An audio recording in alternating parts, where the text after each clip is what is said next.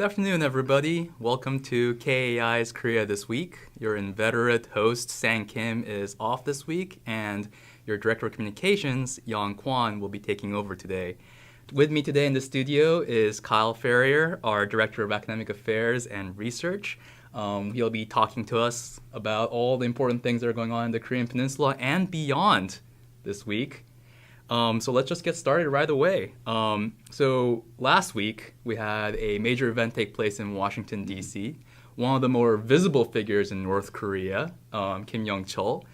He was present during the Winter Olympic ceremonies.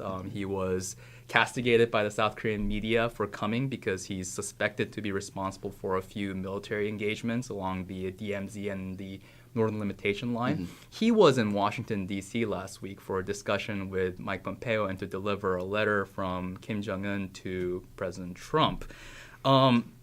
This comes also in the aftermath of Kim Jong-un's very high-profile visit to Beijing, which everyone believes is the prelude to the road to symmetry between President Trump and Kim Jong-un. What were the expectations of the North Korean envoy's arrival in D.C.? What did we expect from this visit ahead of his meetings? Well, just like last time, these high-level meetings are sort of the precursor for a summit, and we saw that the Trump administration has said that they're going to have a second summit with Kim Jong-un in an undisclosed location, to be determined location, in late February. So it really, once the news broke here, I don't think anyone was really that surprised when they announced that a summit was going to happen because high-level meeting Kim Yong-chol is very close to Kim Jong-un. He has a very high position in the regime, and it suggests that this is a very important position, a very important meeting for Kim Yong-chol to meet with Donald Trump. And it was originally, he was slated to meet with Steve Biegun and possibly Mike Pompeo, but obviously the real goal was to meet with Donald Trump, which is what he was able to do, and he was able to hand another infamous Kim Jong-un letter to the president, and we saw that last week. So it should come as no surprise again that a summit was on the table with one of these meetings. Right. And it's quite odd, isn't it? I mean, North Korea just 5 years ago, they obviously don't have an embassy here, so we don't see a lot of pictures of North Korean diplomats in action in the United States outside the UN building in New York. Right. But, with Kim Yong-chol's visit, we saw him kind of hang around, or rather, we saw State Department diplomats arrive at a hotel in DuPont Circle for the meeting. We saw on Twitter, Mike Pompeo going out to lunch with Kim Yong-chol. Yeah. We saw Kim Yong-chol enter the White House. Very strange times in U.S. foreign policy right now with North Korea. But nonetheless, at the end of this, after his meetings in the White House, we got an outcome, did we not? What was that? Which is the summit. The summit, the second summit. And then Steve Biegun immediately left the White House or left Washington to go to Sweden to meet with Choi Sun-hee and his North Korean counterpart, and Lee Do-hoon, his South Korean counterpart, to talk about the summit and the next steps, and also joined by a Japanese Ministry of Foreign Affairs official to sit on the sidelines and consult with the Americans. So backing up a little bit, Sure. So with the summit, we now have a kind of a soft date, right, range. Is it end of February, right? Late February. We don't have quite a location yet, right? But there are suspicions. Could you talk about the expected locations? So I've heard several locations in Vietnam. That carries a lot of weight because of the symbolism that is really associated with Vietnam because of the political and economic transformation that country went under, slow political and economic changes to improve the economy and open up the world, open up to the world on the one hand, and the other, it went from being a former U.S. adversary to now a close confidant and possibly even an ally of the U.S. in the region, a close partner. So there's a lot of symbolism involved in having a second summit in Vietnam it is certainly not lost on the North Koreans. Right. And also it's important to remember that as a communist state, Vietnam does have diplomatic relations with North Korea. Right. And also since because of the efforts of the Obama administration, the diplomatic relations between Vietnam and the United States are also quite close. So it Right. seems like a good halfway point for both countries. Speaking of halfway point, it's also logistically a good point for the North Koreans to go to. I remember Switzerland was also floated as an early idea, but because of logistical challenges in terms of getting the North Koreans from North Korea to Switzerland in one go without having to refuel was going to be an issue. So I think this is just within the sphere of where they can possibly travel to. It makes sense. Right. I mean, in a way, it's more convenient than Singapore. It's Oh, of slightly course. more closer to Pyongyang than anywhere Yeah. else. So you mentioned that Steve Biegun, our envoy to North Korea, our special envoy to North Korea, traveled immediately after to Sweden. They met for 3 days, I believe, in think they're still Stockholm for a there, talk. yeah. They're still. What do you think was on the docket? Obviously, nothing official has come out, but what may have been on the docket? So I think one could easily speculate, but I would have to assume that something more concrete than what was discussed at the first summit was on the docket, because the first summit really, in many respects, was about the symbolism between the United States and North Korea getting together to start these talks, start the discussions. Usually, in the past, a summit would be the cap the talks, but the Trump administration tried to reverse that and have this big summit, and then they would sort of lead off in diplomacy and talks. So I think the second summit will have to have some sort of concrete advancements in diplomacy. So for the U.S. side, this could likely include something related to a peace agreement, whether that takes the form of end of war declaration or a peace treaty or something in between, as well as sanctions relief. And from the North Korean side, it would involve potentially a freeze of production of its nuclear materials or its ICBMs or both, as well as potentially a partial dismantlement or the start to dismantlement of its nuclear facilities, such as the one at Yongbyon. Right. And now, to be fair, these are issues that we knew were going to come up since the Singapore summit ended in June of last year. We knew North Korea wanted sanctions relief. We knew that we wanted them to stop creating fissile materials. And to be fair, for all the confusion and different things that were happening, South Korea and the United States have been, in the past few months, been very proactive about reaching out to North Korea, about having further discussions, especially at working levels. And yet, it seems like it was, or at least it seemed like, for the last couple of months, that it was North Korea that was now reciprocating our requests for further meetings and discussions. So why now? So I think it really has to do with the timing of the summit and the Trump administration maybe budging a little bit from it where its previous stance was, where it was the complete and total denuclearization of North Korea before they could start to talk about concessions. And now it's probably moving for a step-by-step, phase-by-phase process where the U.S. is willing to give concessions to the North Koreans in exchange for reduction or elimination of illegal activities from the North Koreans. So there's probably a little bit of a budge on that end, but it really, I think, has to do with how the diplomacy is advancing.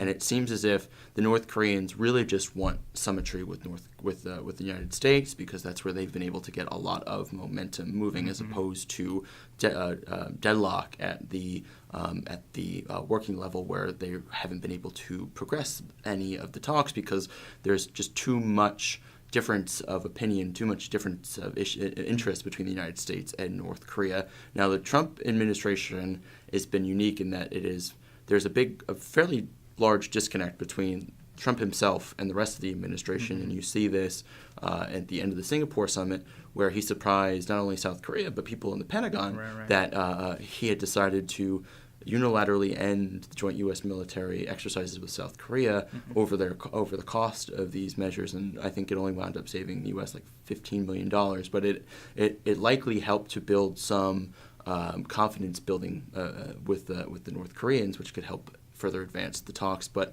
I think that the issue here really is process, and if this, the Trump administration in the first summit didn't necessarily follow the right process, and if this second summit also doesn't follow the right process in terms of having a coordination between the Trump administration and President Trump himself, as well as Trump and the rest of the U.S. allies, and moving and using the summit as if they don't use the summit as an opportunity to lay out a framework to which they can work out diplomacy, and instead use this as an opportunity for Trump to decide what the U.S. decisions will be, I think that could be a real issue. I think we need to revert back to, at least in some way, what the roadmap will be moving forward to advance working level talks. If we don't have working level talks, it essentially becomes diplomacy between two people.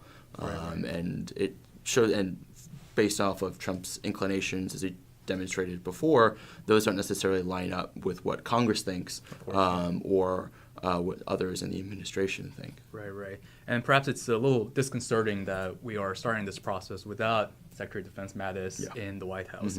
Now, you mentioned alignment with allies as well. I mean, obviously, it's very important for us to have internal cohesion when we're approaching a situation like denuclearization on the Korean Peninsula. But at the same time, it's important for us to be lockstep with our allies in the region. But right now, there seems to be a wrinkle in the alliance between South Korea and the United States. The Special Measures Agreement between that essentially lays out what share of the U.S. troop placement in the Korean Peninsula is paid for by the Korean government and is paid for by the U.S. government has expired at the end of December of last year, and we still have not renewed that agreement.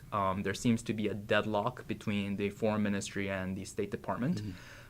In this situation, it seems like, to some degree, the narrative that's building around it has exacerbated the situation. In the last few days, we had Kang Kyung-hwa, the Foreign Minister of South Korea, go before the National Assembly, and when she was asked about it, she responded by saying that the United States had made an offer that the South Korean government wasn't prepared to accept, which has been spun in the media narrative as the United States making unreasonable demands on South Korea.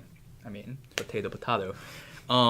And following that, there was also news that Ambassador Harris was pressuring the Blue House to to accept the offer from the White House, to take the White House position. Where are we? And how bad is this for the alliance in your view? There's a lot to unpack there, but you said there's a wrinkle in the alliance now, and the alliance is 70 years old, so it's only natural for there to be some challenges moving forward. But more seriously, the SMA is hugely important. It's been negotiated every 5 years since 1991, where it sets out about how much the South Koreans pay to the alliance, to the cost of housing U.S. troops on the peninsula. And the most recent one, as you mentioned, expired at the end of December. It doesn't seem as if anything is going to anything is happened in terms of the negotiations, in terms of advancing and getting us any closer to a deal. Now, last year, South Korea paid about 960 billion won, which is about $860 billion. And USFK, the United States Forces in Korea, in charge of the U.S. military forces in Korea, said last year that that contribution was only about 41% of the total cost of housing U.S. troops on the peninsula for that year.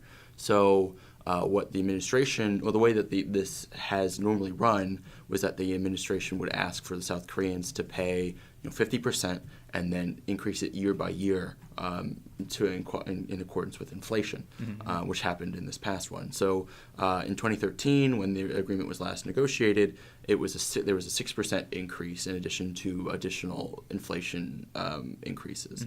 Now, this year, the Wall Street Journal had reported that the Trump administration was looking to increase it by 50%. And instead of making it a 5-year intervals, do it every year. And so obviously that is what was untenable. But there's been a lot of ambiguity, as it relates to the numbers, because it's a very private, secret deal between these two countries. They don't necessarily want all of the details floating out there. So I've seen some people reporting that there was a 20% arrangement, that a 20% increase in the arrangement that the South Koreans and the Americans were very close to agreeing on. But then the Trump administration said, no, we want them to go full on at 50%.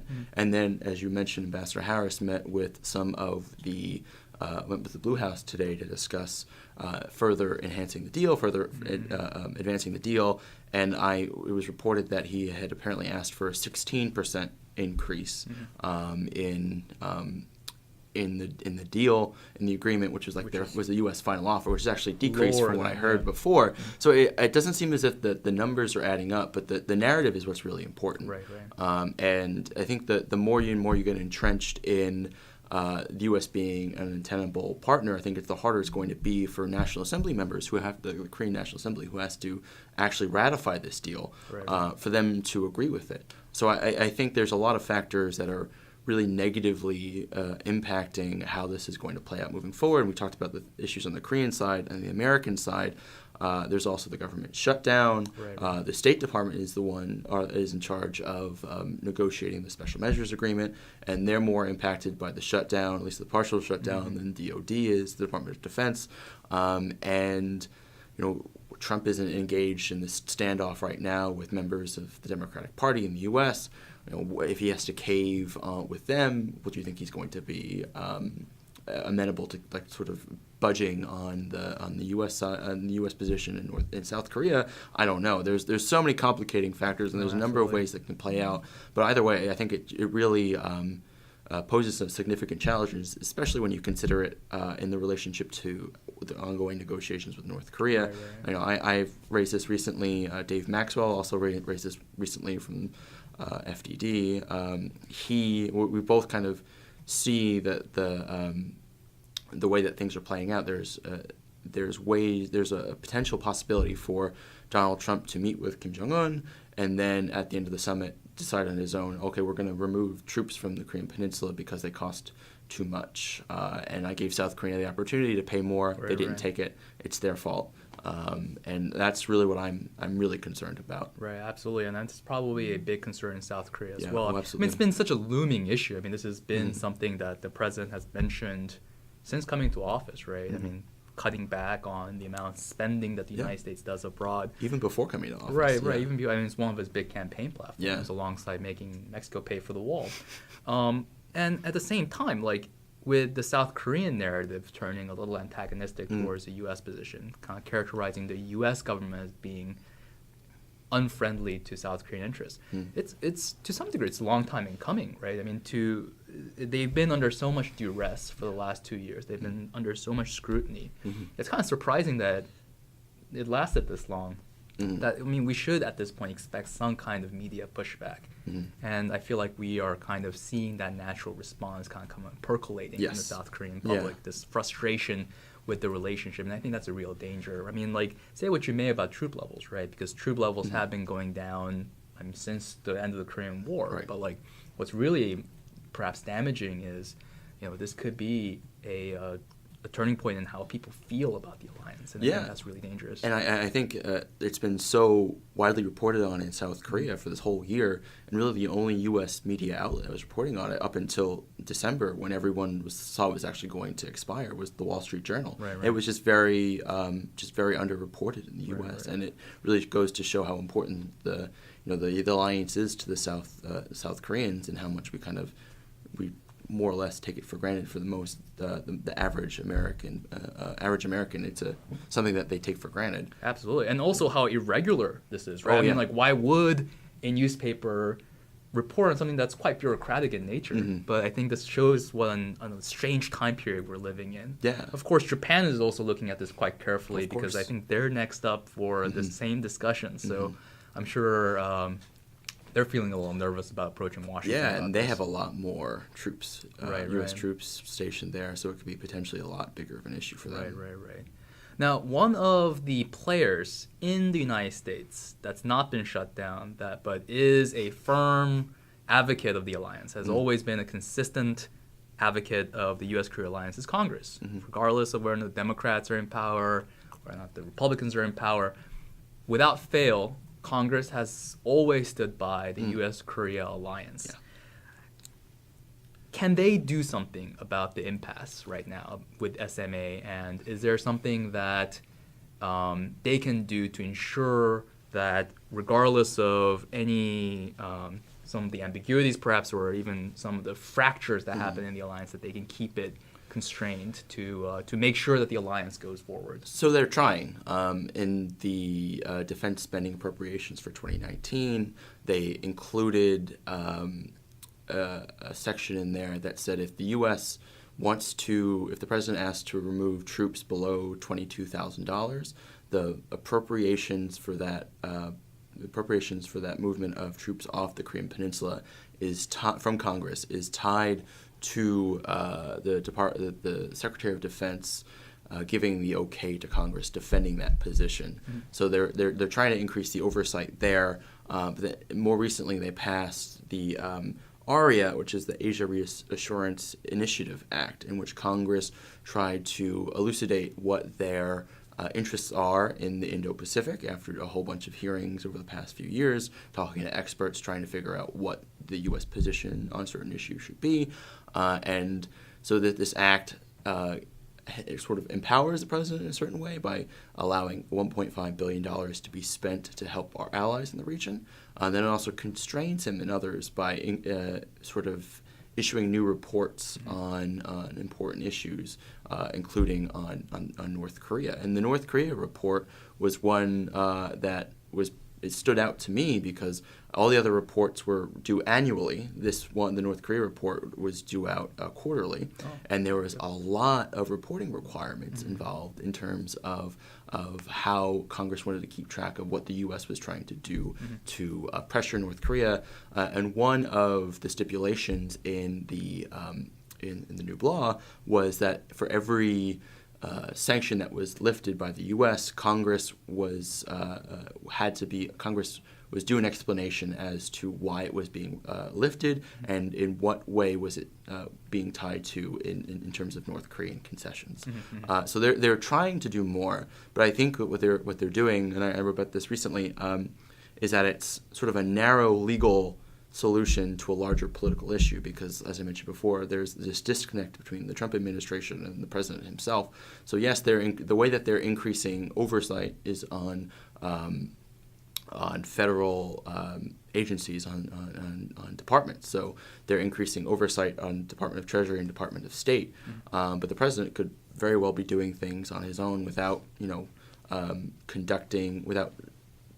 coordinating with the Department of State or Treasury, which would certainly increase more reporting requirements on them, and they may not even be involved in the processes that would be involved, like normally are involved in terms of bottom-up approaches towards diplomacy.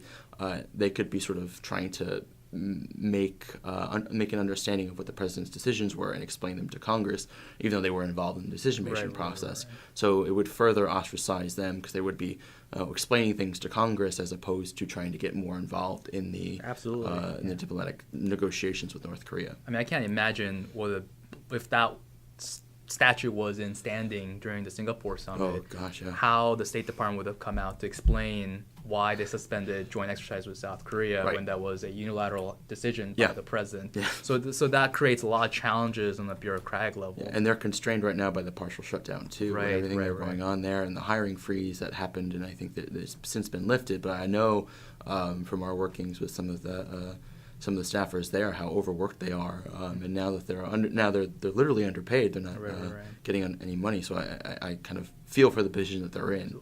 And that's just one aspect, right? Of course. This is the State Department. There's also Department of Commerce that's supposed to be taking charge of Section 232. That's also a major concern for South Korea. Yeah. Unclear how much progress the South Koreans have been able to make in terms of discussing this with the U.S. government with the partial shutdown. A lot of constraints here happening. Yeah, absolutely. And it's unfortunate that it sounds like what you're describing, if I may summarize, it sounds like ARIA was written for a administration that's not under President Trump. It seems like it's for more of the normal times. That's a good summary, yes.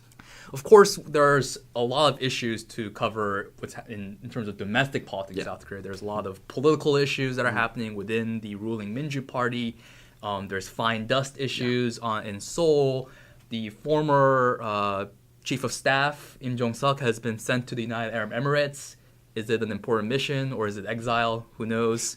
But is there something that you wanted to raise in particular for the audiences? There are so many of those things that could be raised, but I think if we're out of time, the fine dust issue has really been at the forefront of the South Korean domestic news. And today, South Korean officials met with officials in Beijing to hash out how to resolve the issue, and it comes back to this age-old thing where the South Koreans say it's the Chinese, and the Chinese say, well, if you look at air pollution numbers, it's not really us, it's probably you. And there's a lot of blame to go around, but not as many solutions. And I think the Korean people are starting to have been realizing that, and are starting to get more or less fed up with this. And there seems to be a lot of interest in resolving the issue when it's bad, because it's very cyclical, and then it just dies out, and then it comes back, and it just keeps going away and dying out. So there's not really a sustained push to end it. But it'll be interesting to see, although it has been more frequent. It has been, That's what I was about to say. And now with the increased frequency, I think the fall was supposed to not be affected traditionally by it. But this fall we saw a lot of the fine dust being blown into South Korea, and Moon's policies trying to get rid of coal are sort of addressed in that direction, not just in terms of climate change, but also in terms of controlling the level of pollutions in South Korea to increase the air quality there, because it's really bad. People are afraid to go outside and exercise. It's legitimately bad. It's bad for your health. And what I found really interesting is that the Korean government is in kind of this damned if you do, damned if you don't situation, where if you decide to address that it's a domestic issue, that it's because of car pollution, it's because of our coal-fired plants, then people, I've noticed that a lot of the media outlets in South Korea say like, oh, the Moon Jae-in government can't stand up to China. And then on the flip side, if the Moon Jae-in government comes out and says, hey, like, we're going to address this with China, then a lot of environmentalists come out and say, hey, why are you passing the blame when it should be the government taking charge of domestic issues? Yeah. And it seems like it's kind of, there's no winning for the narrative here. Yeah. But I have also noticed that a lot of people, it's starting to, the consequences of the policies are starting to expand, where a lot of the people are blaming the denuclearization policy under President Moon Jae-in for the rise in air pollution, because their concern is that this has led to greater reliance on coal-fired power plants, and that has led to increased air pollution. Yeah. Of course, this isn't true, but I think it's just a sign of increased issues. Now, I think we will cover more issues going forward in next week. I think there's going to be plenty of other stuff to talk about, especially with the upcoming summit. Just for the audience's awareness, if you're in the DMV area, we do have an event coming up on January 30th covering communication and transportation issues in North Korea. You can check out more about that event on our website at keia.org.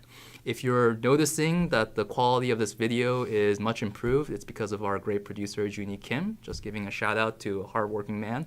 And also, going forward, if you have concerns with your current host, Yong Kwon, don't worry, San Kim will be back next week. And if I did poorly, let us know on Facebook and on Twitter. Also, if you did great, let us know. Yeah, if I did great and you think I should, do this more, let me know. But thank you, Kyle, for being on the show today, and we'll see you next week.